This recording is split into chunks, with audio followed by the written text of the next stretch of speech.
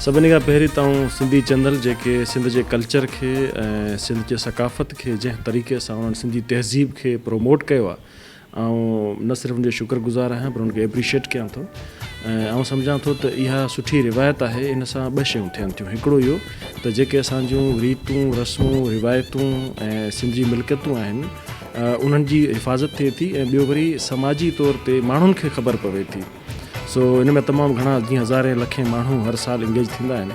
सो इहो ॾाढो पॉज़िटिव आहे ऐं ॾाढो सिंध जे माण्हू ॾाढो सुठो रिस्पॉन्स ॾिनो आहे। ऐं तव्हांखे यादि हूंदो त जॾहिं शुरू थियो हो तॾहिं हिकिड़ो ईअं जस्ट हिकिड़ो प्रोग्राम थींदा हुआ, कल्चरल प्रोग्राम थींदा हुआ, पर हाणे ही जो कल्चर जो ॾींहुं तव्हां 6 डिसंबर मल्हाईंदा आहियो न, त इहो सिंधी क़ौम जो हिकिड़ो ईद जो त्योहारु नज़र ईंदो आहे। ऐं ॻोठ झर जंग ॿारहें बचे असांजूं न्याणियूं बि अजरक ऐं पाए रोडनि ते निकिरंदियूं आहिनि कल्चर ऐं तहज़ीब सकाफ़त जे हवाले सां। सो आउं सम्झां थो त ॾाढो बहितरीनु आहे। इहो भरपूर तरीक़े सां जीअं थिए पियो, इहा रिवायत जारी रखणु खपे। असां एप्रिशिएट कयूं।